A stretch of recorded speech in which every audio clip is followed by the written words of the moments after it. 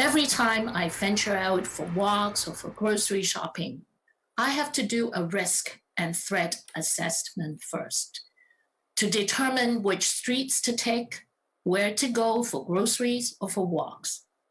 And unfortunately, I'm not alone. Chinese and Asian Canadians are looking over our shoulders when we go outside now. The dark results of the wave of anti-Asian racism, which has gripped Canada since the start of the COVID-19 pandemic.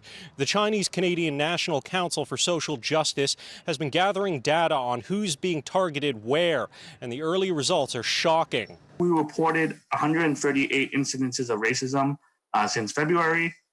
We saw a sharp increase in these incidences in May, in the reported incidences. In terms of where the reporting comes from, 80 of them come from Ontario, a sizable portion from BC.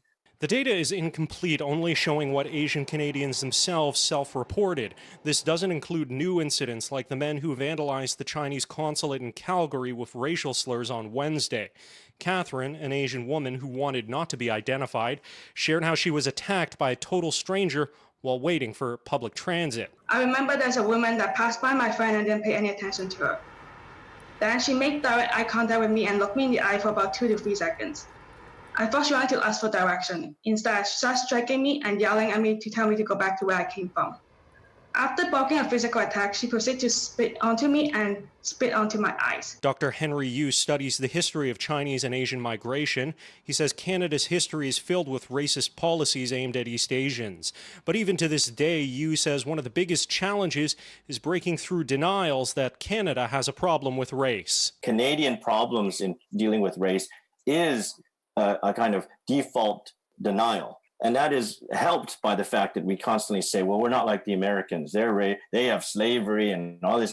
So there's this constant idea that we are superior, like our health system's better, we're less racist. And that actually, to me, is the fundamental challenge in Canada in terms of anti-racism, is that first you have to convince people that it exists here. The CCNC's racism reporting tool is now going nationwide with the help of a funding grant from Heritage Canada. The website features a timeline of incidents since the start of the pandemic, maps of where they happened, and tools to help victims cope. If you'd like to see the data or report an incident for yourself, you can visit covidracism.ca. In Ottawa, Xiaoli Li, City News.